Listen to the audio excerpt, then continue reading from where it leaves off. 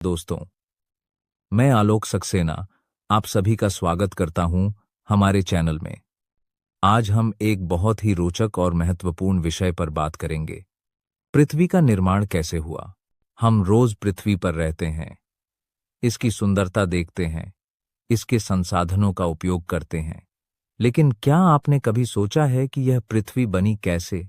आज हम आपको चरण दर चरण बताएंगे कि अरबों साल पहले हमारी पृथ्वी किस तरह अस्तित्व में आई और किन प्रक्रियाओं से यह विकसित होकर आज जैसा दिखती है। तो चलिए बिना देर किए शुरू करते हैं। पृथ्वी का निर्माण। शुरुआत। लगभग 4.6 अरब वर्ष पहले हमारे सौरमंडल का निर्माण हुआ। उस समय अंतरिक्ष में गैस और धूल का एक विशाल बादल मौजूद था, जिसे सौर नेबुला कहा जाता है। यह गैस और धूल मुख्य रूप से हाइड्रोजन, हीलियम और अन्य भारी तत्वों से बनी थी। किसी नज़दीकी सुपरनोवा विस्फोट या गुरुत्वीय बल के कारण यह बादल सिकुड़ने लगा। धीरे धीरे यह घूमता हुआ चक्र बनने लगा और इसके केंद्र में सूर्य का जन्म हुआ। सौर नेबुला के बाकी हिस्से में छोटे छोटे कण आपस में टकराकर बड़े पिंडों में बदलने लगे। इस प्रक्रिया को एक्रीशन कहा जाता है। लाखों वर्षों तक ये कण आपस में चिपकते रहे और बड़े पत्थर जैसे पिंड बने, जिन्हें प्लैनेटेसिमल कहा जाता है। ये प्लैनेटेसिमल आपस में टकराकर और बड़े होते गए और धीरे धीरे ग्रह बनने लगे। इन्हीं में से एक था हमारी पृथ्वी का प्रारंभिक रूप। प्रारंभिक पृथ्वी। पृथ्वी बनने के शुरुआती समय में यह पूरी तरह गर्म और पिघले हुए पदार्थ से भरी हुई थी। लगातार उल्का पिंडों और धूल कणों के टकराने से इसमें ऊर्जा उत्पन्न हो रही थी, जिससे इसकी सतह पिघली हुई थी। गुरुत्वीय बल के कारण भारी तत्व जैसे लोहा और निकल अंदर की ओर डूब गए और हल्के तत्व ऊपर की परत में जमा हो गए। इसी प्रक्रिया से पृथ्वी की परतों, कोर, मेंटल और क्रस्ट का निर्माण हुआ। धीरे धीरे पृथ्वी की बाहरी परत ठंडी हुई और पहली बार ठोस सतह बनी। पृथ्वी की सतह पर दरारें बनी, ज्वालामुखी फटे और गैसें बाहर निकलने लगीं। इसी से पृथ्वी के वायुमंडल का निर्माण हुआ। प्रारंभिक वायुमंडल में मुख्य रूप से जलवाष्प, कार्बन डाइऑक्साइड, अमोनिया और मीथेन जैसी गैसें थीं। ऑक्सीजन उस समय मौजूद नहीं थी। महासागरों का निर्माण। समय के साथ पृथ्वी ठंडी हुई और जलवाष्प संघनित होकर बारिश के रूप में गिरने लगी। लाखों वर्षों की बारिश ने जल को एकत्र कर महासागरों का निर्माण किया। यह पृथ्वी की जीवन यात्रा का सबसे महत्वपूर्ण चरण था। समुद्रों में रसायनों की मौजूदगी और तापमान ने जीवन की शुरुआत के लिए उपयुक्त वातावरण प्रदान किया। वैज्ञानिक मानते हैं कि समुद्र में ही सबसे पहले सरल जीवों का जन्म हुआ। चंद्रमा का निर्माण। पृथ्वी बनने के कुछ समय बाद एक मंगल जैसे आकार का एक पिंड पृथ्वी से टकराया।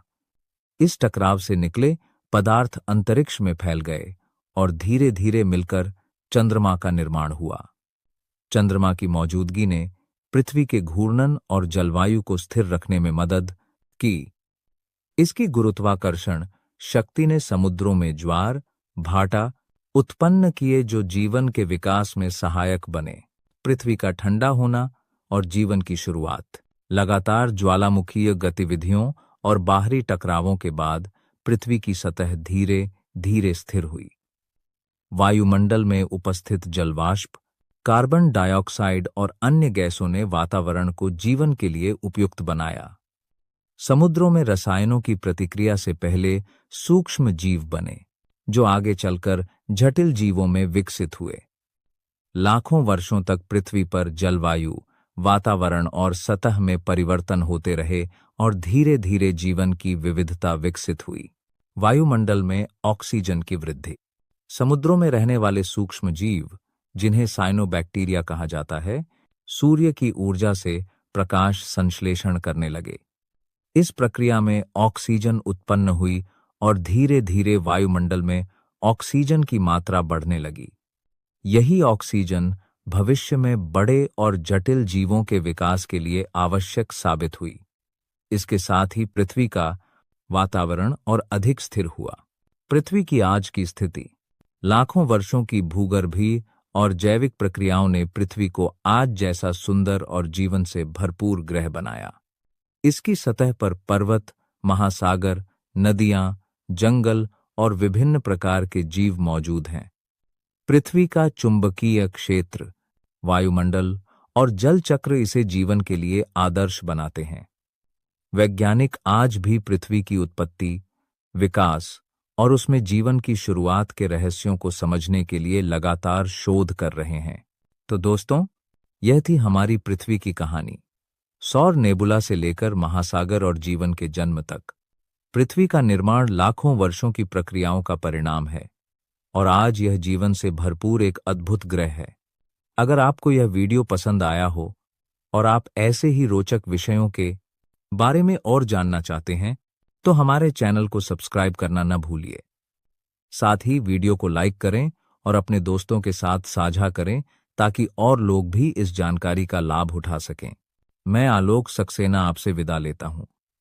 अगली बार फिर मिलेंगे किसी और रोमांचक विषय के साथ।